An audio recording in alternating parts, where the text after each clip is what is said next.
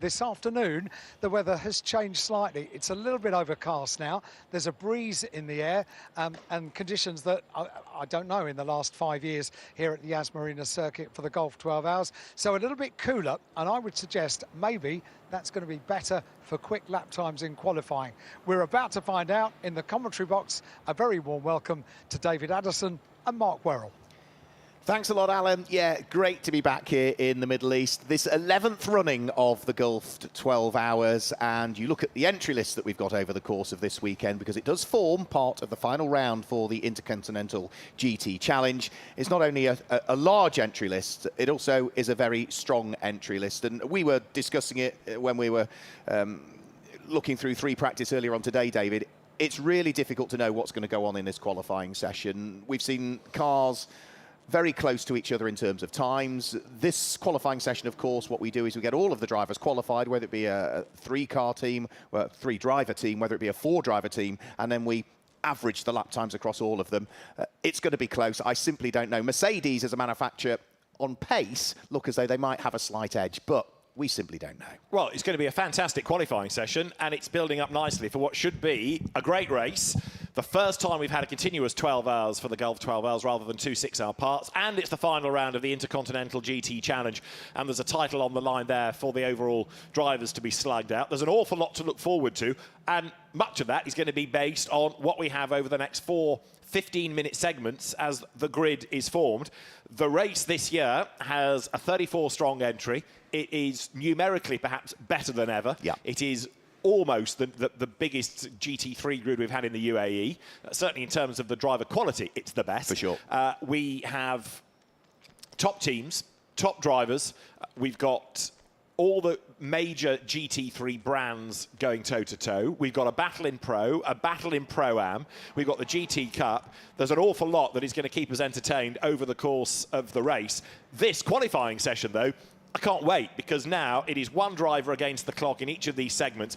We can look at their respective lap times. Of course, yes, we've got to average them all out. But, yeah, this, when you've got the drivers going through qualifying with a lighter fuel load, but sticker tyres, and only having to think about a lap time, this is going to be good. It's going to be. I really can't wait. You know, we've got some former winners of this back, so we've got the likes of Martin Kodrich and Isa Al Khalifa, who have won back-to-back Golf 12 Hours with 2Cs Motorsport. They won here in their Mercedes in January. They won the Golf 12 Hours Bahrain edition that we had in the early part of 2021 due to COVID pandemic at the time. Also sharing the car with those on those two occasions, but moving over to Inception Racing for this weekend, and the McLaren is Ben Barnicoat. He's twice a race winner. We've got 4 times former Golf 12 Hours David Rigon back racing for AF Corsa, which as a team have won this in the past. We've also, of course, got the likes of Kessel Racing, Attempto Racing and 2Cs, as we mentioned, all as former winning teams. So every little box we can tick, can't we, in terms of all the front runners and all of those that have been successful over the years are here. And you're talking about the manufacturers as well, David. Well, the last 4 editions of the Golf 12 Hours have been won by 4 different manufacturers, because the 2Cs Mercedes won it in January, the 2Cs McLaren won it on the race prior. Attempto Racing did it in the Audi, and prior to that, it was Kessel with a Ferrari. There is only one car on this grid which has a driver in it that hasn't won a championship. In other words, every car, bar one, has got at least one driver who has won a title. I can only count for one where at least one of the drivers hasn't won a championship. That illustrates how good an entry we have this year, whether it's been in GT3 racing or national racing, but with the exception of one car, every other car has some sort of title winner in it, which is a quite extraordinary fact as you look then at the queue of cars getting ready to go for Q1. It's dead straightforward this. It is 15 minutes, get the work done early. It'll be a new set of tyres. You can't refuel, you can't take fuel out, so it's down to the natural fuel burn to get the cars lighter and lighter. In other words, keep your gun for hire, keep your quickest driver for, if it's a 3-driver entry, Q3, 4-driver entry, Q4. I'm going to ask the question now just to check if my notes are correct. Which car is that? Is it the 99 Audi? That hasn't got a title winner. Yeah. No, I'm going with the 58 Mercedes. Ah, right, 58 Mercedes, right, okay. Yeah. I'm willing to be corrected on this, but that, by my reckoning, just illustrates how competitive it is. Right, let's get on with this, because this is going to be good. We've been looking forward to this all day. A word about the circuit as well, Mark. It's just over 5 kilometres in length. It's got some very fast bits, it's got some tight bits. The first element, it feels like a proper race circuit, which it is. The second element, round the hotel, feels like a street circuit because the way it's been designed, it almost feels narrower than it is, and you stand up against the barriers, and that's when you start to appreciate just how close to the wall people come. Here, yes, people can get it wrong, but in that second part of the lap, the circuit can bite perhaps far more than it can in the first section. There's a much larger consequence, isn't there, True. elsewhere around the lap than there is at the beginning of the lap. And of course this circuit subtly reprofiled over the course of the 2020 to 2021 winter, so there's more of a banked section as you head round through turn 9 now than there used to be. And they also revised, of course, the final corner, turn 16 was subtly amended as well, so it's a very slightly shorter circuit than it would have been a couple of years ago. So the cars are ready, the teams are ready, the marshals are ready, and we're about to get qualifying underway. We were discussing this earlier on. You know, it's 2 minutes for an outlap. You then need to get on it straight away because, you know, the sweet spot for these Pirelli tyres, which all of the cars are running on, is going to be in the first or the second flying lap. Get the lap in the book, get the car back to the pit lane, allow the team to service the car and get it ready, because there's only 10 minutes of respite between each of the 15-minute qualifying segments. What is also going to be interesting, and really this is the first time we're going to get any sort of an answer, is whether this is going to be a circuit that favours grunt or aero. And I'm thinking Mercedes AMG for grunt, and I'm thinking Ferrari for aero. And Alan Hyde is in the pit lane, and he might well have a thought on all of this. Well, the thought I've got is about the weather, because when we started the qualifying coverage, we mentioned the fact it's getting a little bit more breezy. There are a few more clouds in the sky, and I was just standing in the pit on the pit wall next to Danny Juncadella, and we both looked skyward, and I said, do you know, I think it might. He said, yeah, we think that too. Oh, okay. And if it is, it's going to come later, which might throw the plan out the window for Q3 and Q4. So, Mark, banker lap suddenly becomes important. It comes enormously important, doesn't it? Get that banker lap in nice and early, and even more so, as we have seen so many times throughout testing yesterday and through 3 practice earlier. Don't run beyond the circuit limits. You run beyond the circuit limits, that banker lap is very quickly going to get taken away by race control. So you've got to drive with your head. Now there is Mauro Engel in the number 98 Mercedes. Mauro, who won the GT Cup at Macau this year, not for the first time, and is always a man to watch. He goes first in number 98, the sister car, 89, out of the Grupper M stable. It's got Raffaele Marciello at the wheel, which I think we were predicting a little earlier might be the way they run it. So you've got 2 very, very rapid cars there. Now, Q1 is always easy because the grid order would be what you see. Q2, Q3, Q4, that's when you have to start to worry about the average. So you're getting times and an order for that isolated 15 minutes, but of course the actual grid order, barring any penalties, is going to be the average. And the pit lane is getting busy, as 1 or 2 have done an installation lap and are then going to go back out. Number 11 Ferrari there, which is the Kessel Racing entry. Getting set to venture out, the car of Nicola Sciuro, Nicola Rossi, Marco Pulcini and Emanuele Tabacci.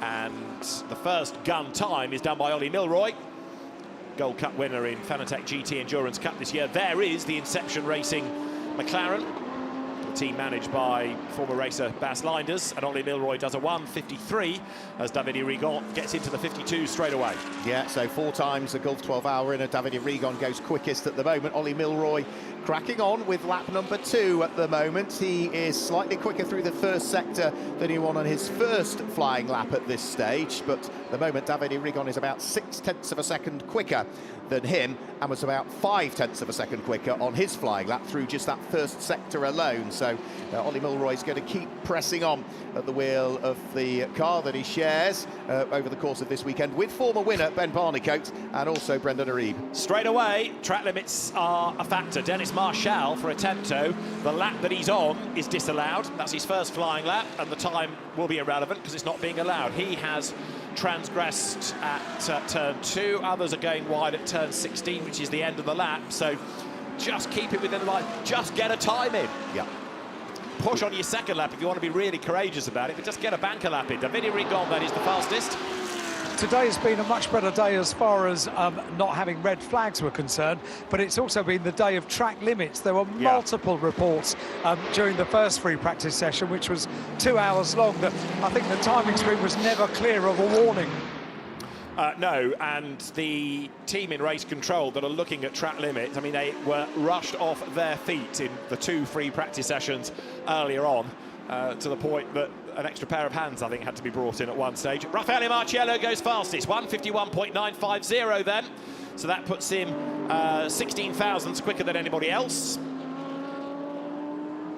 And the road is getting busy, isn't it? Even though it's a long lap, everybody has managed to find a little bit of traffic. 25, the Santa-Lock Audi there, with Christopher Haser at the wheel, the massively successful German driver, and still very much somebody you would want in your armoury for a long race like this. Yeah, he's very quick, isn't he? Christopher Haver's been enormously successful. The number 25 Audi, after its first run that he did, 1:52.671, sees him 4th quickest as things currently stand. Nice to see also there, just a brief shot of the number 95 Cup car out. So that is one of the dual racing by Toro Verde cars out. They didn't appear in free practice 5, which caused us a little bit of concern as to why we haven't seen that car, but allegedly they just wanted to save the car. They didn't want to risk it. They wanted to make sure that it was ready to go for qualifying. So sensible thinking there by dual racing by Toro Verde. Not only in terms of saving it for the race, but straight after this they go to the Dubai 24 hours, so restricting mileage to a degree is in their mind. 71 Ferrari then. This is Antonio Fuoco,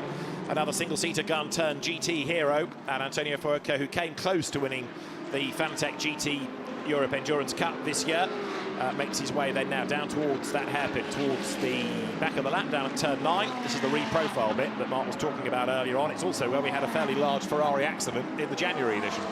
Very much so, wasn't it? That was, I think, the only safety car period we had in January, and it was, in the first part of the race, wasn't it? Yeah, no safety car periods in the second part of the race at all.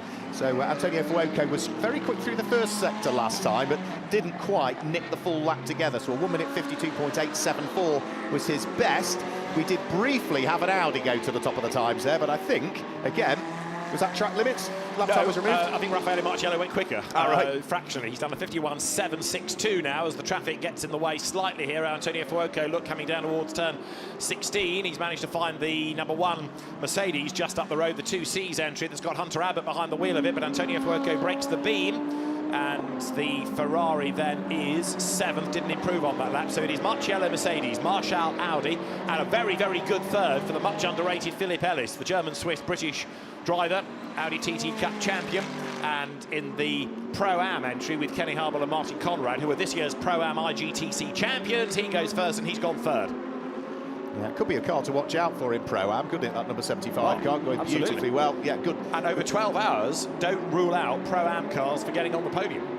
I wouldn't surprise me if you saw a Pro-Am car on the podium. Less likely, as we've seen in the past, a Pro-Am car to win overall. Largely, again, back to that strength in depth that we've got over the course of the entry list for this weekend. Who's quickest in GT3 Am at the moment? It is newly crowned British GT champion, the Ram Racing number 8 Mercedes in its fantastic D2 livery, is quickest in GT3 Am at the moment, and the quickest of the Cup cars, David, will be outside of the top 28, won't it? Just be 29th onwards at the moment, and it's going to be the race event car, race event car number 40, which has largely had the pace all weekend, hasn't it?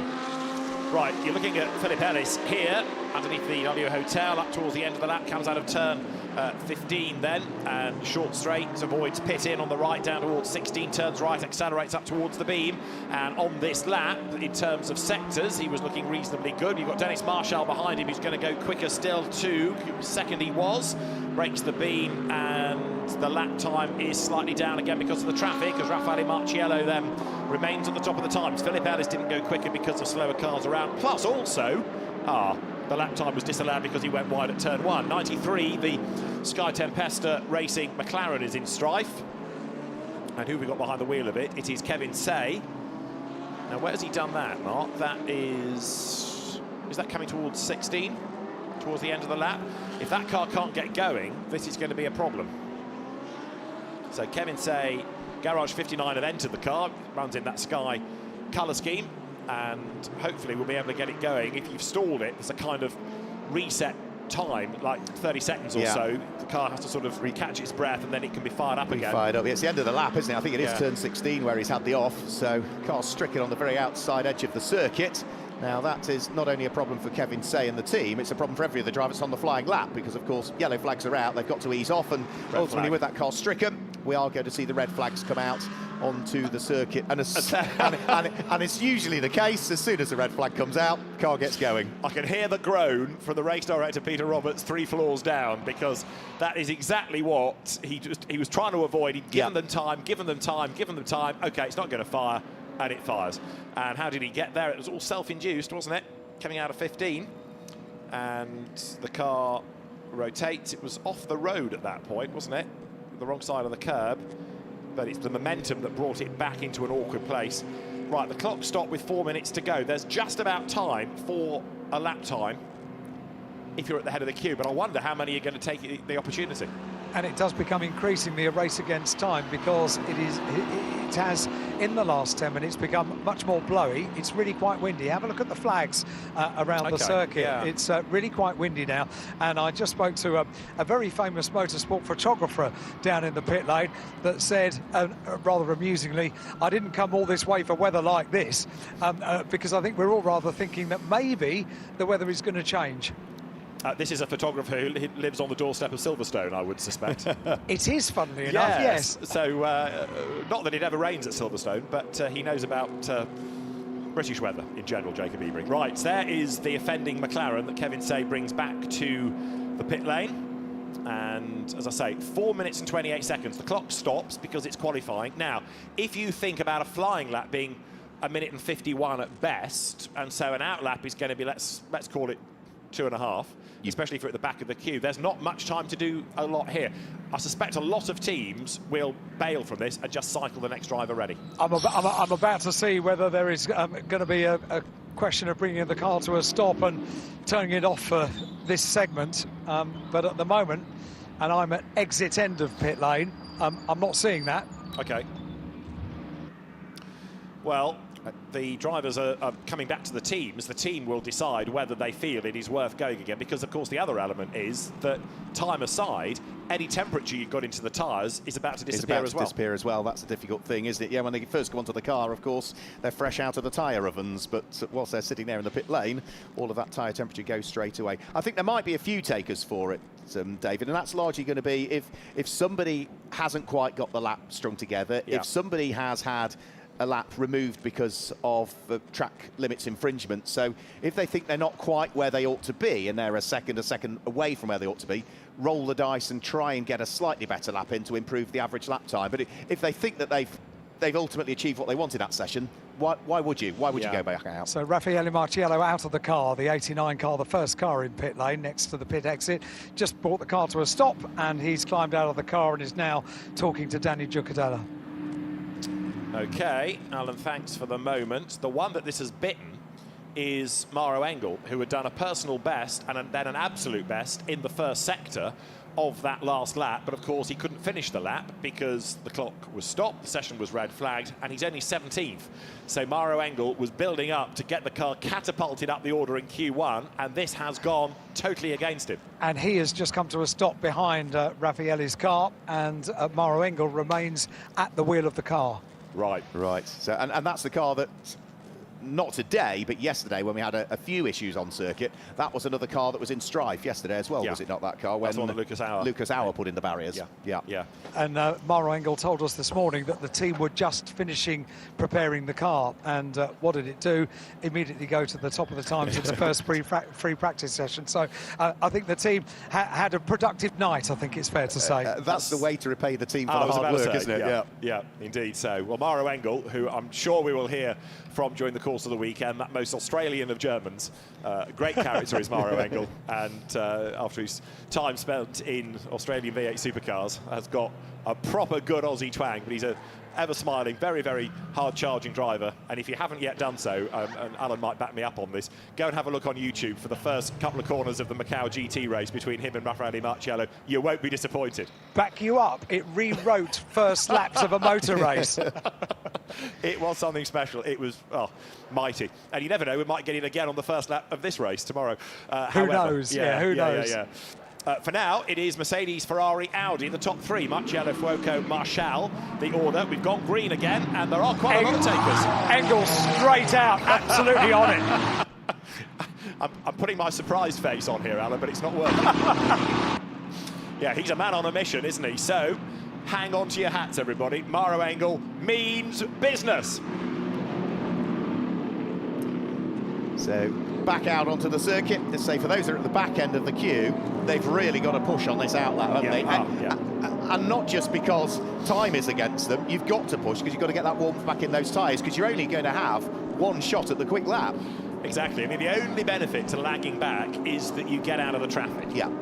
But like you say, you're then in jeopardy of almost missing the cut to do the flying lap. Lucas Stoltz is a taker as well, the number 77 Mercedes just heading down pit lane as well. That's the car that's 5th quickest, of course, for Lucas Stoltz, lying 4th overall in the Intercontinental GT Championship standings. Mathematically, could still stitch up that championship come the end of the 12-hour race tomorrow, but it needs all the stars to align for him, doesn't it, really? As shots go, it's a long one. Yeah. It would need for Lucas Stoltz to win the race. It would need for the Marciello Gounon-Joncadea car not to finish, and therefore they'd be tied on points, and they'd have the same number of wins and seconds, and then on a tie break, Lucas Stoltz would win. So it is very much an outside possibility, but it is possible. Christopher Haase is being looked at for possible blocking. Now, that's interesting for a hugely experienced driver. It might be that there are mitigating circumstances, but an incident involving number 25, possible blocking noted by race control. So that will be looked into. So Maro Engel straight out and pressing on, say only 17th quickest at this stage, but as David alluded to, he was on a good lap at the time that the red flag came out. He had set a best first sector of anybody over the course of this qualifying session, but could not continue the lap. Also heading back down pit lane is the second of the 2Cs Motorsport Mercedes, but looking as though they are done in this session is Salakin and their Porsche in the hands of former World Championship cyclist Tom Bonham. Yeah, that's the car that's got, amongst others, Peter Cox driving it. A great character, Peter Cox, another driver that's been around the block a few times. I'm sure Alan will catch up with him over the weekend. Absolutely, because there's nothing he's not raced over the years. GT cars, single-seaters, touring cars, you name it, he's been there and got the T-shirt, Alan. It's a while since I've spoken to him, back in Super Touring days, and I look forward to it. Good man. Well, so do we, because Peter is another of these very, very rapid Dutch drivers. He's not the youngest of Dutch drivers anymore, but he's got his daughter Stefan driving the car with him, and he's a very quick driver still. Right, the team manager of 99 is heading to the stewards. Christopher Haase is being looked at. I think I told you that. We are about a minute and a half away from the flag coming out, and Raffaele Marciello is the fastest. But, Mark, how is Maro Engel doing in sectors? What's he up to? At the moment, through the first sector, Maro Engel is slower than he has previously gone, so it's not quite working for him at this stage. Now, he's not that much slower than he's previously gone through the first sector, and largely, for every other car that has just completed an outlap and is going around, he's quicker than most. Yeah. But it's not happening through the first sector. It's also not quite happening through the second sector either, so I'm not sure it's quite going to do what he wanted it to do this lap. All right, OK, let us keep an eye, because he can squeeze possibly one more out of it. Whereabouts is he on the racetrack? We're looking at the Maro Engel Mercedes, which is number 98. He should get over the start-finish line before the clock ticks to 0. Yeah, he's about 20 seconds away, I think, from completing the lap, and has 40 to go. Right, OK, so, yes, he's got no traffic around him either. So he's teed this up nicely. If he can wring the last lap out of the session. Here he comes up towards the line. There is 77. That is the Mercedes that Lucas Stoltz is behind the wheel of. That's the car currently that is 6th in the times in Q1. Storms then down towards the hairpin down at turn 9 on that back part of the circuit. And so for Engel, let's see what he can do before the flag comes out here. He's gone second already, 1:51.806. That's your answer. The checkered flag is out, and Maro Engel then is second fastest. Yeah, perfect lap in the end. It didn't quite happen on the first one, but he's nailed it on that one, Mauro Engel. And he got over the start-finish line with a bit of time to spare, so I can't imagine he's going to stick with another lap, because that's sort of done what he wanted it to do. So I'd imagine he'll probably come into the pits at the end of this particular one. But at the moment, we've got the two Grupper AMG Mercedes, first and second. Raffaele Marciello fastest, Mauro Engel second, and then the leading Ferrari at the moment of Antonio Fucci, third at the moment. So that's been a good run from him, hasn't it? Yeah, again, somebody that has become very much a Porsche specialist, Antonio Fuoco, in a short space of time. And after racing in Fanatec GT in the World Endurance Championship as well, knows the cars very, very well indeed. Former race winner in FIA F3 and front runner in Formula 2. Right, so there is Mauro Engel heading to the checkered flag. He's gone quicker again in the first sector. He's not done yet. He's not, absolutely. Quicker than he's previously gone through the first sector. Was only just slightly slower through the first part of the lap as well. So Mauro Engel is sticking with this lap, absolutely, as he heads his way through turn number 15 and now up towards turn number 16. I thought he might come in at the end of this one, but he's going to see whether he can stamp his authority on what is the first aspect of qualifying. Over the start-finish line will go Mauro Engel, and goes to the top of the times with a 1 minute 51.532. That is nearly a quarter of a second quicker than anybody. Right, Alan, your first stop is Mauro Engel's door when he gets into the pit lane. I suspect he's going to be a very happy man. I'm very happy to do that. And so too with the team, because it was a spontaneous round of applause. He left the pit lane with such a sense of urgency. It was absolutely fantastic. So I'm standing by. I have every confidence. Excellent, well done. Right, so yeah, I mean, we were discussing, is he going to have another go? He's done what he needs to. He's got himself up to near the top of the times, and he went quicker still. Yeah, from 17th to 1st, wasn't it? Did briefly see that there were a few cars that were under investigation with regards to improving out on circuit when there might have been localised yellows, but that only flashed up very, very quickly indeed before it disappeared. Also, the team manager for Trento Attempto Racing is being asked towards race control. That's the number 99 car, which has just been driven by Finlay Hutchinson in that particular qualifying session. But yeah, now we get, again, the signal coming up, several cars under question for improving whilst under yellows, one of which is the car that's just on quickest in this session, Mauro Engel. So, which was the yellow? Because I didn't see anything at the end of the session. No. So, if Mauro Engel were to have transgressed earlier, that might not necessarily affect the subsequent lap time. That might have been, for example, when we had the Garage 59 Sky McLaren parked by the side of the road. You know the good thing? We don't have to worry, do we? No. We can speculate, but we don't have to actually make a decision. Just to confirm, Mauro is still top of the screens at the moment. Yes, indeed he is. Quite right. Yes. But as Mark's been saying, there are 6-7 cars that are improving under a yellow noted, but that might be the yellow that triggered the red. So anything that's after that might be okay. Good. Should be good. Yeah, you'd like to think so. Right. Well, that's certainly got appetite whetted, hasn't it? Mauro Engel, Raffaele Marciello, Antonio Fuoco, Mathieu Drudi, 4th in the end. Philip Ellis, that we were praising earlier, 5th. Lukas Stoltz, 6th. Christopher Haase with a Damocletian investigation hanging over him. 7th, Davide Rigon. 8th, Simon Gachet. 9th, and David Fumanelli rounding out the top 10. There's a quality top 10 for you.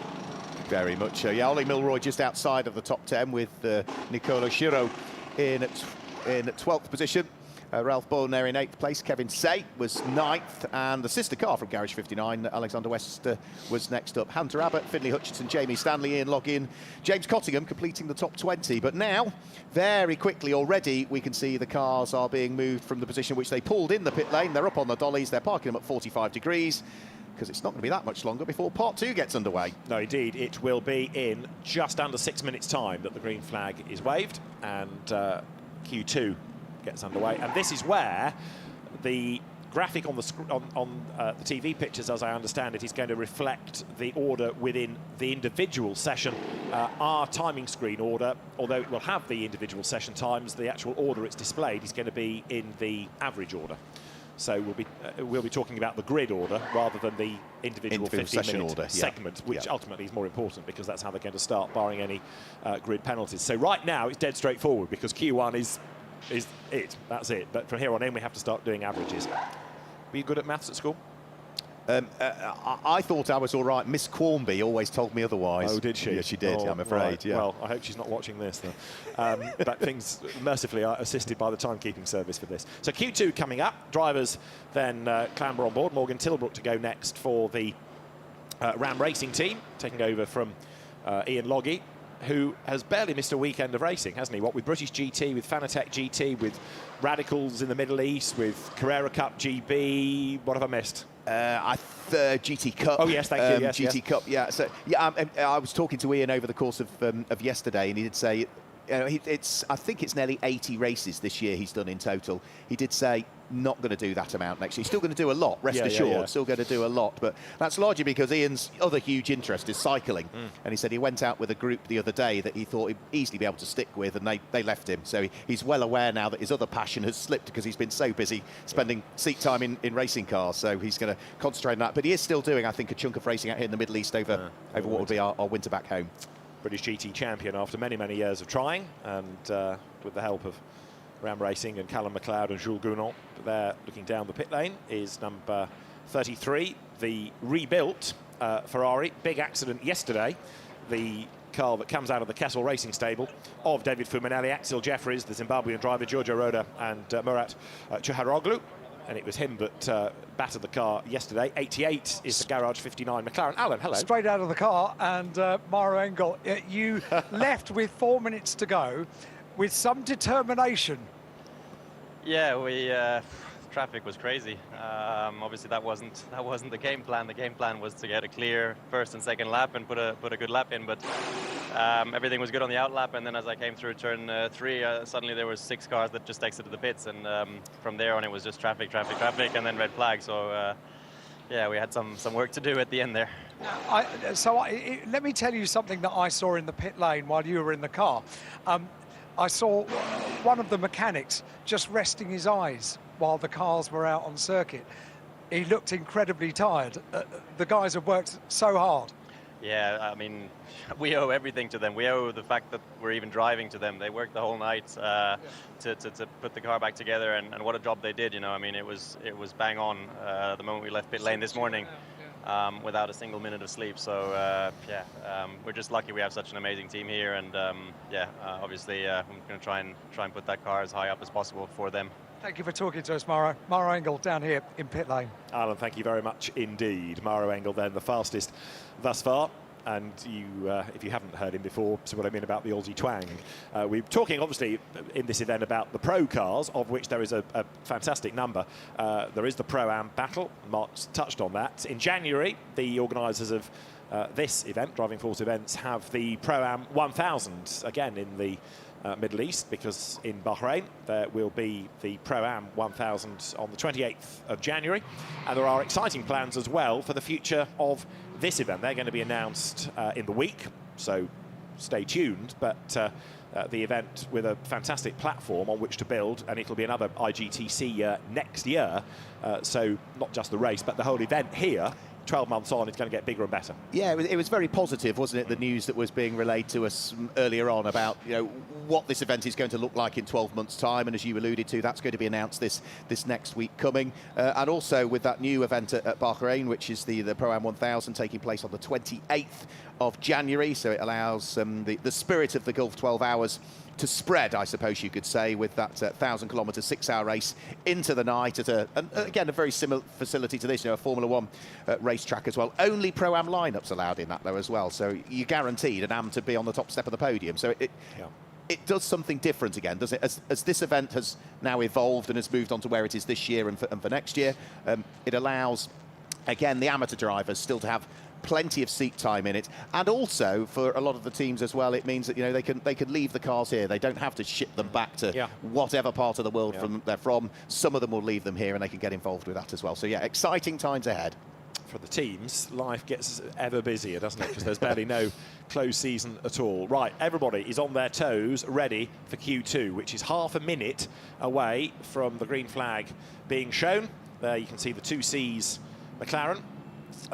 Mercedes of James Cottingham, of Aaron Walker, who came into British GT at the end of the season, and Lewis Williamson, who's not only been racing British GT, but title winner in class in Lamborghini Super Trofeo this year. That's another car that had a bit of strife yesterday. So that was a car which lost track time. That was a mechanical issue with the car where they damaged the bell housing on the car, wasn't it, that was damaged. So it lost a chunk of running yesterday, which means that they've sort of had to change their programme for today. But at least they did manage to get the car back out towards the end of yesterday. Very late on, wasn't it, in the final free practice session? But it's not fully gone to plan for them. Yeah, didn't they have to change the engine in the end? I think they dropped the engine out in the end and changed the engine. Yeah. So Q2 is go. Another car that had dramas yesterday. We've seen it in strife in this session. 93, the Sky Livery Garage 59 McLaren, that had a turbo pipe problem.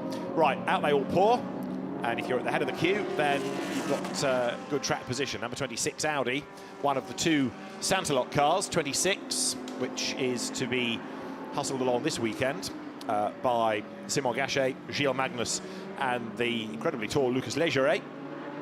And that car out first and absolutely on a mission to try and get away from anybody else. It is Lucas Legeret at the wheel of it. Gilles Magnus drove in Q1. There is the current fastest car, so 98 Mercedes ready to go.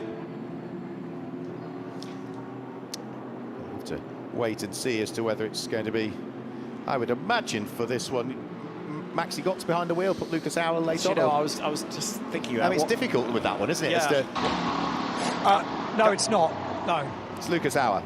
Yes. Yeah, right, okay. I was heading towards, I would think, possibly Gertz for the end, but you're right, there's not that much to choose. And I'm guessing, Alan, that as far as the sister car is concerned, Daniel Juncadella. That's correct, yeah. Yeah, thank you.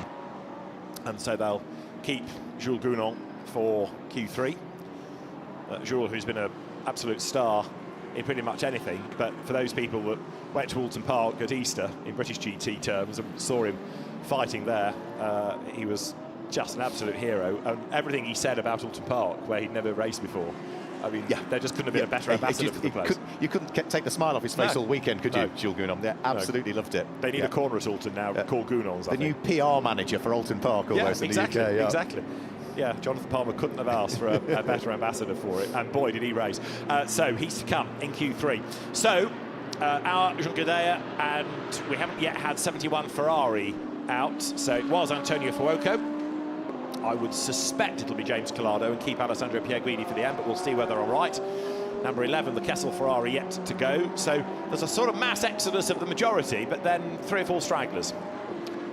And what they'll be hoping is, of course, those that were part of that mass exodus, that they don't end up getting snaffled up in traffic, as we just heard from Mauralengo with these other cars that are just relying or just allowing the track to settle down slightly before they make their way out onto circuit. It looks as though Team Grouper have put both of their Mercedes out together. So it is Daniel Juncadella that is being chased around the circuit by Lucas Auer at this stage. And then it's the number 75 that's just behind them as well, isn't it? Which is the Synergy won by SPS, Martin Conrad-driven Mercedes. So a trio of Mercs. It's quite clever that they've put them both out together, because I think the 89 car is 1 lap ahead, I think. Okay, we haven't yet got a lap count for them, but you might well be right, because I think we'd seen 98 sitting in the pit lane for longer, haven't we? Yes, for 1 lap more. Yeah, you're right. So, yeah, they've kind of fallen together on the road. So this is where we start to average them out, and absolute best, we haven't got that many to compare against, but absolute best's coming now for the likes of Lucas Legeret, and also number 33, the Kessel Ferrari, currently being driven by Axel Jeffries. Yeah, I mean, looking at the sector times that both Lucas Legeret and Axel Jeffries are putting in, not that much further away, maybe a couple of tenths on what is just their first flying lap adrift from what the cars were doing in the first part of the session. So this is Axel Jeffries now, just weaving his way through the chicane at turns number 6 and turn number 7. The speed begins to build again as he heads down the straight and up towards what will be the reprofiled section, the far more banked section now at turn number 9. And what does the second sector look like for Axel Jeffries? Well, he needs to be sort of mid-45 through that second sector. He's not, he's a 47, so not quite going to happen again, I think, as he's still trying to build that tyre temp. Very versatile driver, Axel Jeffries. There are lots and lots and lots of different GT cars that he's driven over the years. So now coming to Ferrari, but he's a single-seater driver initially. So the Kessel Ferrari heading up towards the end of the lap. The times for this session we need to have in the sort of mid to low 151s, and a 151.8 from Lucas Leggeret is your benchmark. And that in turn puts the car 6th on average as Axel Jeffries comes then now towards the exit of turn 16, breaks the beam, and the Ferrari then on that lap does a 152.144, which is okay, but it's not mega, and it puts it 8th fastest. And in strife there, number 16 of Stephen Grove, the Australian, has gone a waltzing. So that puts him on the curb on the outside of the racetrack again. Cycles through the restart process and does get it off the curb and out of harm's way. Yeah, so it's a pit in. Shame for him, but at least yet we are able to keep the session under green flag conditions, still with just over 9 minutes of this session to go at this stage, and cars to watch out for. Well, all of a sudden we're starting to see James Collado build the pace over the course of this lap at the wheel of number 71 AF Corsa Ferrari. James, who was away at the FIA Awards yesterday, so it was an overnight flight to get here today, jumped in the car in free practice and cracked on. So the number 16 Porsche making its way down the pit lane, but James Collado in the 71 Ferrari on a quick one. Yeah, James and fellow co-driver here and champion of the year in WEC, Alessandro Pierguidi, and the governor, Amato Ferrari, all on the same overnight flight. I suspect they didn't sit at the back in order to get a bit of shut-eye and then function properly. So James Collado then is now, thanks to his efforts, being shown as the fastest. The timing screen has had a right shuffle, and I wonder whether that is times being removed from Q1 for that yellow flag improvement, and amongst them, therefore, Mauro Engel's time. Now, I'm speculating in saying this, but the timing screen order has had such a shuffle that it makes me think that lap times have disappeared, which is why the aggregated average order is now very different. Yeah, I agree with you. I was wondering as to what had happened with the timing screen, and I absolutely concur with that. I think on this lap, we should see James Collado go to the top of the times in this particular session. It is Alessandro Pierguidi in the car. Right. The team saying because the driver ID is in the wrong place, it is Pierguidi in the car. Right, in which case Pierguidi has just gone through and done a 1 minute 51.527, which is the fastest time in this session. And when you combine the average time of both drivers now, that does put that car on average times to the top of the timetable. Lucas Leggeret has just gone quickly through at the wheel of the Audi. That car is showing the number 26 Audi second quickest at the moment. We're looking at the 55 Ferrari, which was in the hands of Jamie Stanley for part one of qualifying. It's now in the hands of Alex Cox, who races under the pseudonym, former Ferrari champion, European champion in Copa Shell back in 2020. And that car is on combined times at the moment, lining up second in GT3 AM, albeit 28th overall. So the shuffling of the order continues now with Danny Juncadella shown as being at the top of the times with 2 times to the car. So on average, that is now the fastest by just under a tenth from Alessandro Pierguidi. Lucas Leggeret for Sandslock is third. Alfazal Zubair fourth, ahead of Axel Jeffries and Alessio Rovera. And where in all of this is number 98. So Mauro Engel's efforts earlier on, well, his 151.5 does stand actually for the moment. So it's a slow lap by hour, I think, that's just dropped them down the order, because a 51.5 still quicker than 89. So I think, yeah, the lap time is there still. It's just that lots of others have gone quicker earlier in Q2. And because it's so tight, of course, you're dropping a lot further than you would expect. Jonathan Hui going well at the wheel of the Sky Tempesta Racing McLaren, looking to try and hoik his way up through the order. In the pit lane remains the number 92 GT Cup Porsche, which largely the Centro Porsche Ticino car had a good chunk of pace throughout the free practice sessions. It at the moment is showing as being slowest of the 34 cars that have circulated, I think. Penultimate, yeah, but the team manager is being summoned to the race control office as well.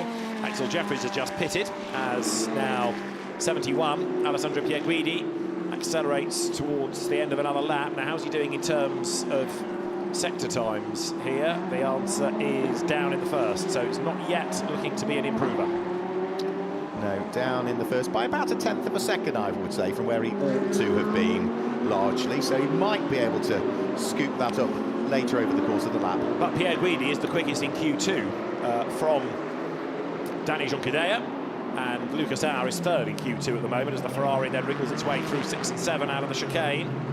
He's actually done quite a good job here, has he not, with buying clear track space for the moment. Trying to see who else is up the road ahead. There are slower cars further up the road, but they're not going to be an immediate problem then for Pierre Guidi. He will catch the Magnussen-Kvarma Ferrari first up, goes through the hairpin, but for all of this, Pierre Guidi down in the first sector, but a personal best in the second. Yeah, so just maybe a 10th down in the first sector, but certainly quicker than he's previously gone through the second sector. Now from the far more traditional part of the circuit into almost the street section of the circuit, where the cars run so close to the barriers, particularly through this corner here. Coming out of this corner, we saw the cars inching up to the barriers, almost the wing mirror touching the barriers there as he came out of turn number 14, up to turn 15, where we've seen a couple of cars have problems. No such problems so for Alessandro Pierre Guidi. Through turn number 16, what is the time going to look like? He was quicker than he's previously gone through the first sector. And as he goes over the start-finish line, that is the quickest time of the session so far from Alessandro Pierre Guidi, a 1 minute 51.4, which means that that Ferrari now combined times is third, but only just. Yeah, doesn't improve, does it? Stays third, because now to the top has gone Lucas Auer, 1:51.532 last time. So Lucas Auer is then, on average, the fastest. His lap, 1,000th of a second slower than Danny Junqueira, and 0.132 of a second slower than Alessandro Pierre Guidi. Out of the Sarokin Racing, Ferrari gets Stéphane Cox. Dad very proud. So that number 52 Ferrari presses on. That is Gabriele Lancieri in the wheel, and on average the car is 27th, and in the session it's 27th as well in Q2. Into the pit lane is Axel Sartiger at the wheel of the number 91 Baron Motorsport Ferrari. So that car is one of the cars that runs in the AM category at the moment and is currently third in qualifying on average times in GT3 AM. That will put it 23rd overall over the course of this session. 3 minutes still remaining, and I would say car to watch out for on this lap to see what it might be able to do. The number 50 Ferrari is setting green sectors now. They, of course, a Francorchamps Motorsport car, quicker than it's previously gone through both first and second sectors, and that car at the moment fifth on average with Alessio Rivera at the wheel. Yeah, right. Lucas Auer is still pressing on, but down in sector 1 and down in sector 2 as well. So there's not going to be any improvement on this lap, I don't think. I would imagine Auer probably ought to bail at the end of this, and then they can get set for Q3. Alessio Rivera did improve in the end, improved with a 1 minute 51.963, but it still keeps that Ferrari fifth on average times. Yeah, fascinating fact 37, just to show you how evenly matched not just cars but drivers are. Lucas Auer and Mauro Engel in number 98, identical lap times to the 1,000th. So they have both done in separate sessions 1:51.532. Engel did it in Q1, Auer does exactly the same time in Q2. That's pretty extraordinary, isn't it? Well, we talk about balance of performance of cars, balance of performance of drivers there, absolutely bang on. So identical times for both Auer and Engel, and Lucas Auer does, as I was suggesting he might, bail. That's him done. They can now start to get the third driver of the car good to go, Maxi Goetz, who now has the pressure that he's got to match the lap time of the other two, absolutely to the 1,000.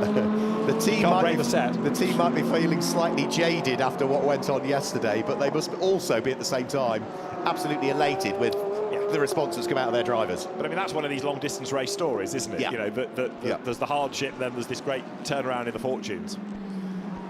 Right now, we are almost at the end. We've got just over a minute.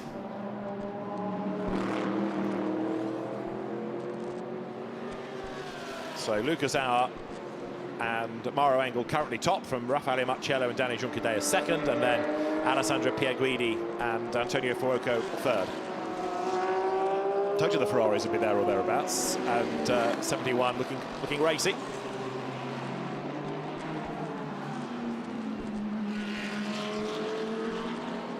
Getting more lap times disallowed. Lucas Legere has just lost a lap.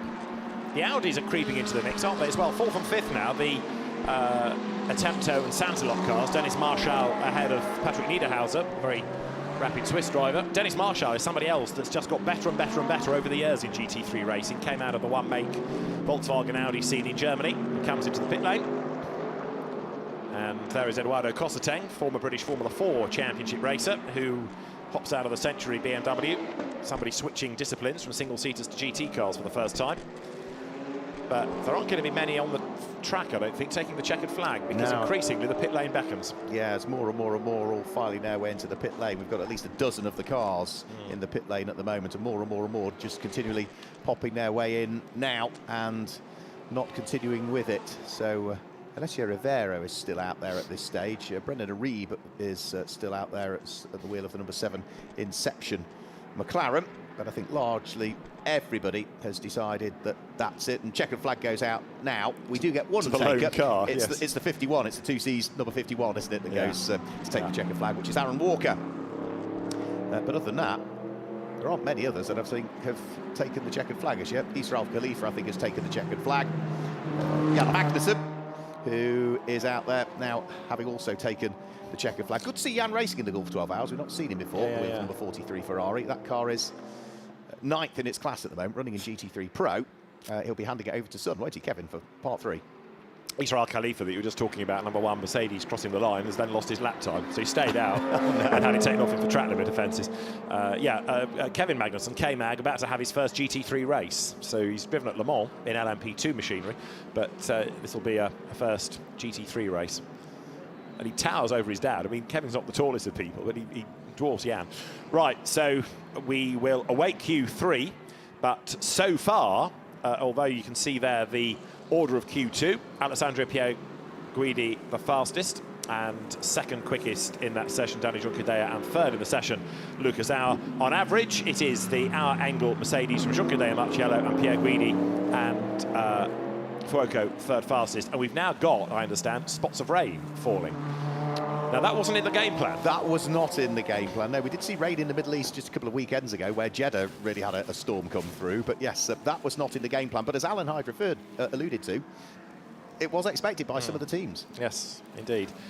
How many sets of wets Pirelli have brought remains to be seen. But that is your actual rain. That's your proper British rain, that is, that you brought from Lincoln. So it's actually not proper British rain. Oh, is it not? It is just single plops of rain.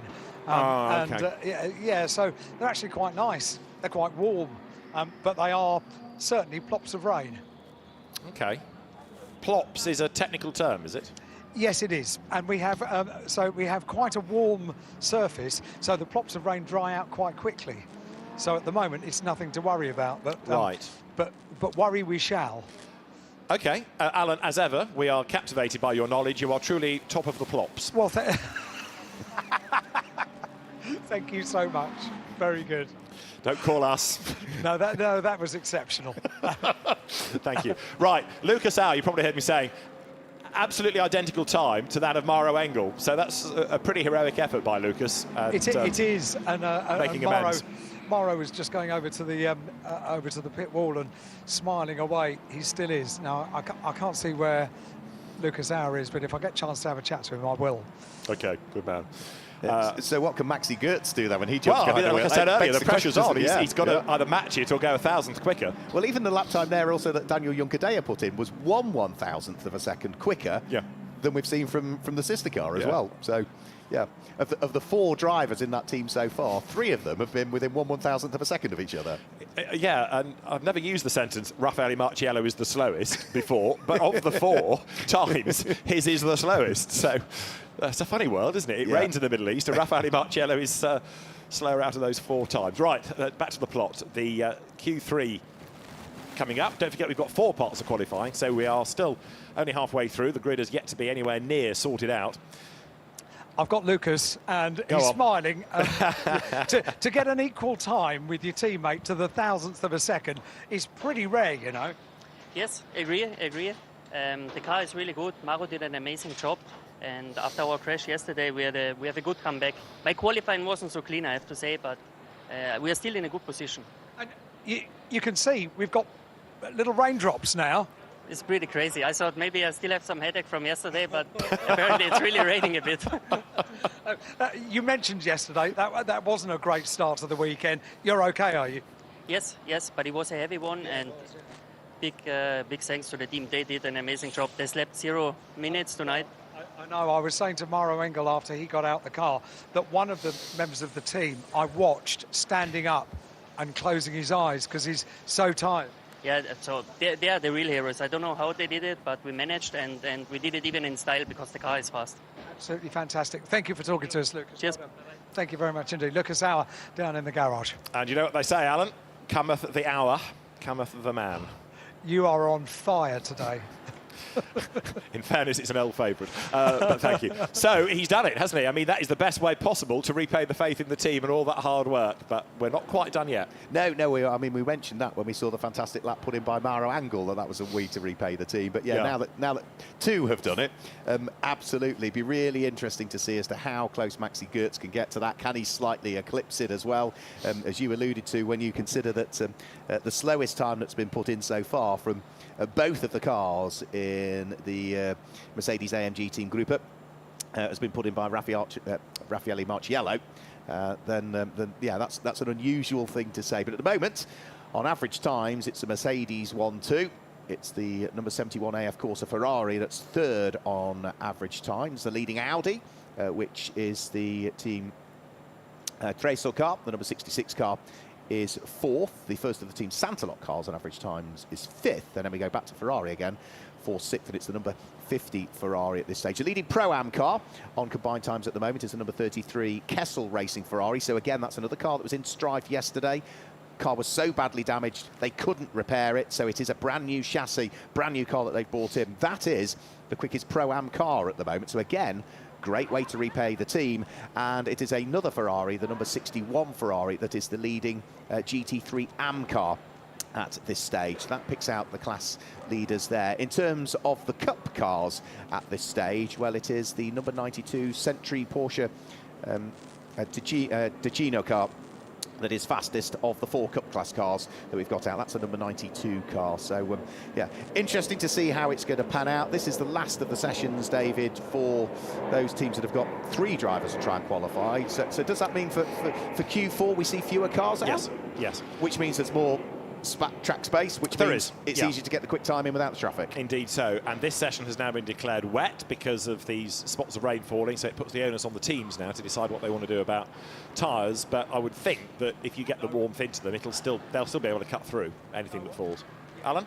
No one will put on a set of wet tyres. No, and sure. In fact, the little plops of rain that were noticeable on the turquoise coloured pit lane, they've now dried out, gone. Okay. So, right. yeah, nothing to worry about.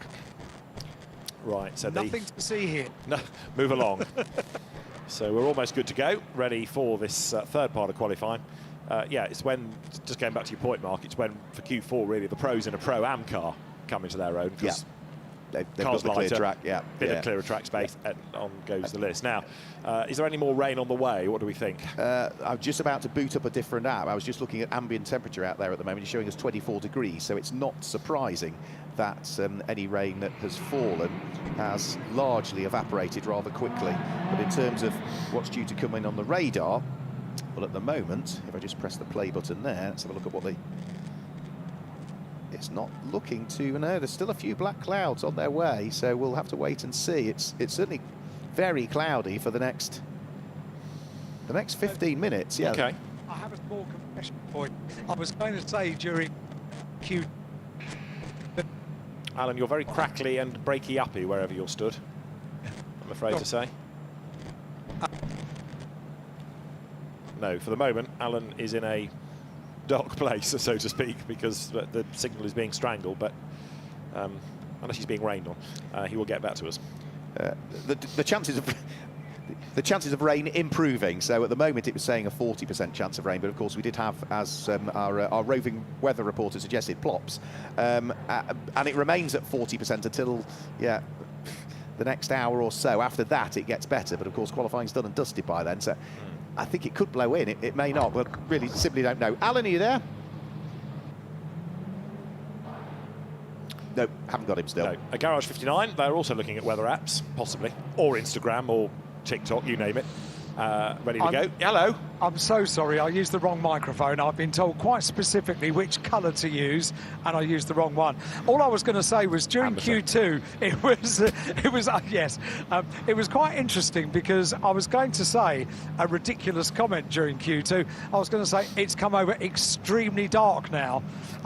The problem is that there are floodlights around the circuit, so you are lulled into thinking it's still daytime. Of course, it's not. It's the dark of night now, so I can't tell if there's clouds. I'm afraid it's dark everywhere. That was Alan Hyde who died today. Right, green flag. Thanks, Al. Cars are making their way out on track, headed by Giorgio Roda, then Peter Cox, and Alex Fontana is also in that group going onto the circuit early.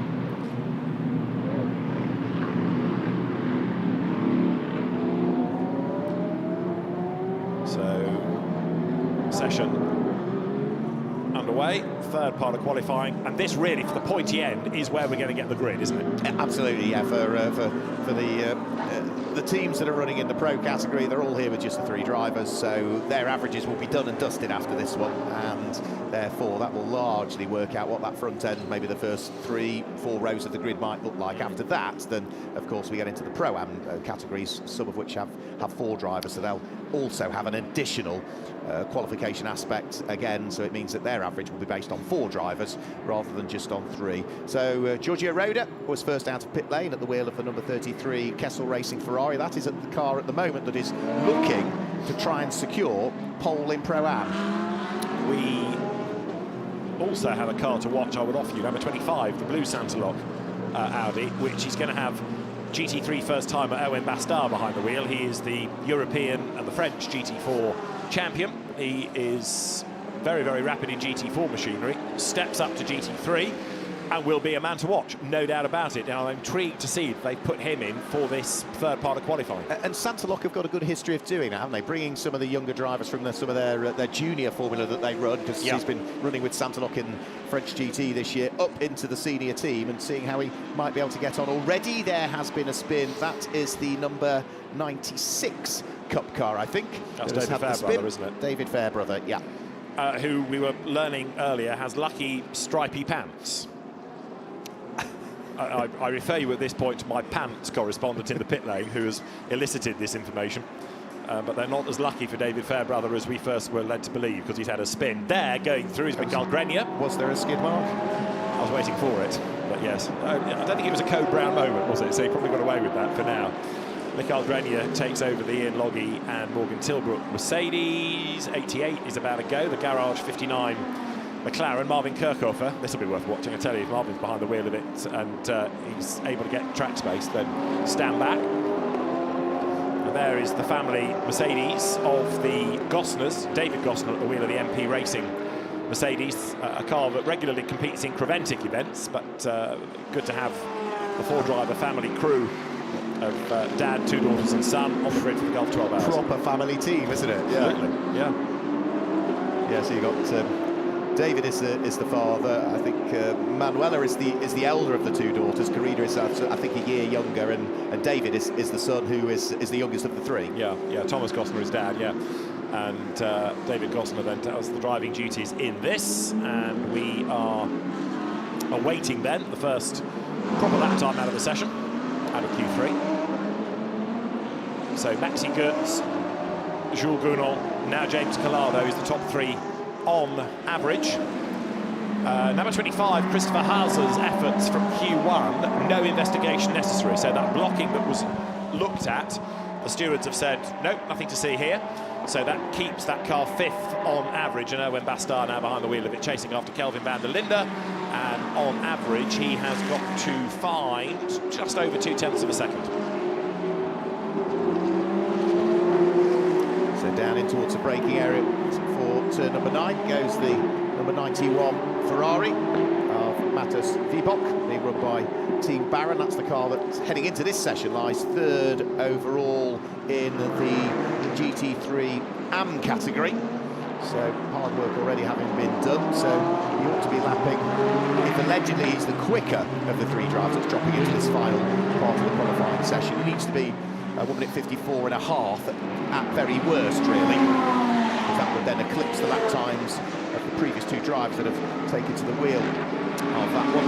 Nicholas Nielsen with work to do as well at the wheel of the number 50 Ferrari. That's a car that at the moment is 4th overall, has just dropped to 5th overall on combined times as some of the quicker times come in. And the best in the session is Ben Barnicoat, who has done a 1:51.587 then, which would be good enough to be in the mix for the front row, pretty much. Good effort by Ben, so he is there or thereabouts. On the average, it puts the Inception Racing McLaren 9th. You're looking at Nicholas Nielsen then hustling on, and he has done 2 personal bests. It also puts the Inception Racing McLaren now to the top of the Pro-Am times as well, doesn't it? So where is Nicholas Nielsen going to drop in? He's got traffic ahead of him, but if he can get the lap time in unaffected by the number 69 Porsche, then there should be an improvement for him. Yep, 5th in the session on a 1:51.7, and that puts the car 5th on average. Yeah, James Collado behind the wheel. So I'm guessing it is James Collado, yes, this time, since Alessandro Piaguidi. Yeah, was incorrectly identified on the previous one. And to the top of the times, a 1 minute 51.2 comes in from Jules Gounon that time round. So all of a sudden, we see on combined times the number 89 Mercedes briefly go to the top of the pile.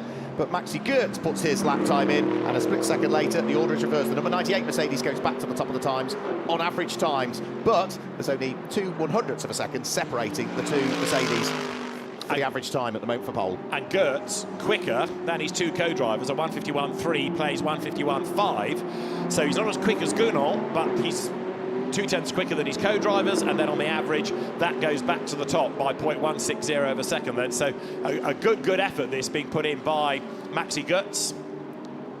It's going to be a really fascinating race between those 2 cars, isn't it? Because I know one is looking to win a championship, but the other just wants to win a race. And we've just seen the number 66 Team Audi Sport Racer car of Kelvin van der Linde set a quick time, and he now has come and brought that car up to 3rd overall on average times, with a 1 minute 51.5 being his time, but it means the car's average is now 1 minute 51.7. So AF Corsa and James Collado now have got a bit of work to do to try and get themselves back up to 3rd position, potentially on the grid. So on the average now, the gap between the top 2 is 23 thousandths of a second. So Jules Gounon doesn't have to find a great deal. As you look there at Maxi Goetz being held up a little bit in traffic, the Ferrari gets out of the way, Goetz goes through, but that will have cost a fraction of time on this lap. Just under 8 minutes to go then as we nudge towards halfway in Q3. Yeah, I don't think Jules Gounon's going to find it on this particular lap, because he's down in Sector 1 and down in Sector 2, so he's got a bit more to try and find through Sector 3. He works his way up towards conclusion of the lap, but we'll get Maxi Goetz over the start-finish line prior to that. He's just turning his way in towards turn number 16 now, and his sector time suggesting there could be an improvement here as he fires his way over the start-finish line and comes over the timing line now. No, slightly slower, lost it through the final sector. Yeah, it was the traffic, wasn't it, that got in the way of Maxi Goetz, but he's still on provisional pole position then. We've got number 75 Mercedes of Kenny Harble losing lap times. We've also now got Maxi Goetz losing a lap. So track limit in turn 4, so towards the start of the lap time disappears, but it's enough to keep him at the top. So 7 minutes still remaining. Who's on a quick lap at the moment? Well, Jules Gounon is quicker than he's previously gone through the first sector. Only needs to find that 23 thousandths of a second. Well, he's found a bit of it through the first sector. In fact, he's found 43 thousandths of the 23 he needs through the first sector alone. So all Jules Gounon now needs to do is just stick with what he's done through Sector 2 and Sector 3 in the past, and potentially he might just do enough. The number 44 Porsche with Klaus Bachler at the wheel of it here, on the limit. It's a Pro-Am car, so Klaus gets his moment to shine now. We know how quick he is. Great Porsche driver is Klaus Bachler, but it won't be one to threaten for overall honours because of it being in Pro-Am. But he will be quick, make no mistake about that. He's got a bit of traffic around him, and I don't think that particularly come into play because they look fairly equally spread as they come down in towards the braking area. So you see the nose dip on the beautiful, is it purple, is it pink? It's quite dark purple under this light, but when you look at it in the daylight, it looks a lot lighter, doesn't it? That purple Looks car. good, doesn't it? It does. Looks It look, as I said earlier on, you know, the cars come alive at night. They look different, don't they, under the floodlights than they do in normal daylight. We should see Maxi Goetz back over the start-finish line shortly, but the lap time didn't come together for him, so we'll stick with Klaus Bachler and see what he's doing at the wheel of the number 44 car. The answer is slightly slower through the first sector and the second sector than he's previously been, so it doesn't look as though he's going to improve the time of the number 44 Porsche, which currently lines up 15th overall and 5th in Pro-Am. But it's a very different feel, isn't it, now to the racetrack? As we've been saying, it's going dark. I don't think the rain really is anything to worry about anymore, but the light has changed, and everything, and it's the same in any motorsport under floodlights, whether it's on a circuit like this or an oval, everything feels that bit more enclosed now. Everything is focused purely on the track. You don't worry about the runoff areas or what's outside the racetrack itself. Everything is just concentrated now on that strip of tarmac. I think the amazing thing is with endurance racing, it always feels different at night. I think from a spectating perspective, it looks very different. From a driving perspective, I think it heightens the senses, doesn't it, as well? You're focused ever more. Looks as though things are done and dusted in this session for the number 33 Ferrari. So Giorgio Roda is done. That is a car that at the moment is third quickest on average times in the Pro-Am category, 10th quickest overall, being readied for potentially the final qualifying session. Because that is one of the cars that has got 4 drivers to try and get through. So it'll be David Fuminelli, won't it? Who is going to be interesting to watch, I think, in this final session for him. Yeah, he was quick here in January, wasn't he, in the Valentino Rossi Ferrari. Kelvin van der Linde quicker last time, but staying third on the average, but he's still a 10th shy of Gounon. That's the Magnussen Ferrari. Kevin Magnussen at the wheel of it. 8th in Q3 and 15th on the average. 15th on the grid order. And what he'll also be looking at is Dad's time, second quicker than Dad. So it was Jan was a woman at 52.7. It's a woman at 51.7 that Kevin's managed to put in. So almost a second between the pair of them. We've got 3.5 minutes to go. Up towards turn 1 goes the number 69 Herbert Racing Porsche in the hands of Robert Renauer. That car is 10th overall in Pro-Am, 14th quickest as things currently stand. And for Robert Renauer, see whether he can maybe just squeeze a little bit more out of that as well. We've seen him racing in the Gulf 12R, but not for quite some time, I don't think, Robert Renauer. The best part of maybe 5-6 years ago was the last time that we saw him. His twin brother's out racing, but all in the same car, isn't he? Yes, they split the cars apart. Yes, that's right. One in each of the Herbert Motorsport cars, their team. Sorry, I was getting slightly worried about Alex Arca, number 99 Audi, who's only 30th out of the 34 at the moment. So that's a car that needs to get a wriggle on. And our timing screen has just done something more bizarre by putting everything now in numerical order rather than classification order. So that's going to make life complicated for a moment. Bear with.